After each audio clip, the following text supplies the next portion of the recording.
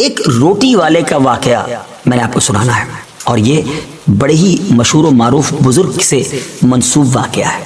حضرت ابو بردہ رضی اللہ تعالیٰ عنہ راوی ہیں کہ حضرت ابو موسیٰ اشعری رضی اللہ تعالیٰ عنہ کی جب وفات کا وقت قریب آیا تو انہوں نے اپنے بیٹوں سے کہا کہ اے بیٹو، روٹی والے کو یاد رکھنا۔ پھر یہ واقعہ خود ہی بیان کیا کہ وہ روٹی والا کون تھا۔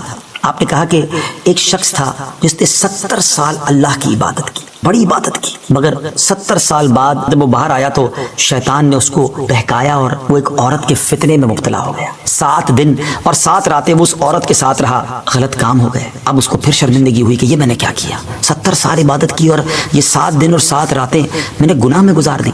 بڑا شرمندہ، بڑا نادم، قدم قدم پر سجدے کرتا جاتا، توبہ کرتا جاتا۔ اب چلتے چلتے چلتے ایک مسافر خانے میں پہنچا تو وہاں 12 مسکین لوگ پڑے ہوئے تھے، لیٹے ہوئے تھے۔ اس نے بھی جگہ بنائی اور ان کے درمیان جا کر خود بھی گر کر سو گئے۔ اب رات میں ایک شخص آیا جو ان کو کھانا دیا کرتا تھا، روٹی دیا کرتا تھا۔ ایک ایک کر کے 12 روٹیاں لے کر آیا تھا، اس کو پتا تھا یہاں 12 مسکین رہتے ہیں۔ ایک ایک کر کے سب کو روٹی دینے لگا۔ وہ شخص جو یہاں آ کر اچانک بیچ میں آ کر لیٹا تھا، اس کو بھی وہ مسکین سمجھا اور اس کو بھی روٹی دے دی۔ لیکن ظاہر ہے کہ اگر ترتیب سے روٹی دیتے دیتے آگے آئے تو آخری نمبر والے کو روٹی نہ ملی، کیونکہ یہ تو 13 ہو چکے تھے۔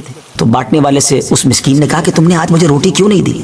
اس نے کہا میں نے تو سب کو ایک ایک روٹی دی، کسی کو 2 نہیں دی۔ کہا تم مجھے روٹی نہیں دے رہے ہو۔ بہرحال وہ ناراض ہو گیا کہ ٹھیک ہے، پھر تم اگر یہ سمجھتے ہو کہ میں بددیانتی کر رہا ہوں تو میں تمہیں کچھ بھی نہیں دوں گا۔ یہ کہہ کر وہ شخص تو چلا گیا، مگر وہ مسکین بیچارہ بھوکا رہ گیا۔ اب وہ شخص جس نے ابھی توبہ کی تھی، پہلے 70 سال کی عبادت بھی کی ہوئی تھی، اس کو خیال آیا کہ میری وجہ سے اس مسکین کو روٹی نہیں ملی ہے۔ بھوک اسے بھی بڑی تھی مگر اس نے وہ روٹی اسے دے دی۔ شدید بھوک لگی ہوئی تھی، رات بھر بھوک میں تڑپتا رہا اور اسی بھوک کے عالم میں صبح اس کا انتقال ہو گیا۔ حضرت ابو موسیٰ اشعری رضی اللہ تعالیٰ عنہ فرماتے ہیں کہ جب یہ شخص اللہ کی بارگاہ میں پہنچا نا تو ایک پلڑے میں اس کی 70 سال کی عبادت رکھی گئی اور ایک پلڑے میں وہ 7 دن اور 7 رات کے گناہ رکھے گئے۔ تو فرمایا کہ وہ گناہ جو تھے وہ 70 سال کی عبادت سے آگے بڑھ گئے، یعنی اب اس کے لیے گویا حکم ہو سکتا تھا کہ وہ جہنم میں جائے، مگر ان 7 دن کے گناہوں کے سامنے وہ روٹی رکھی گئی، اور اس روٹی کی برکت سے، کیونکہ وہ اخلاص کے ساتھ ایثار کی گئی تھی، مسکین کی مدد کی گئی تھی، وہ 7 دن کے بڑے بڑے گناہ معاف کر دیے گئے اور وہ جنت میں چلا گیا۔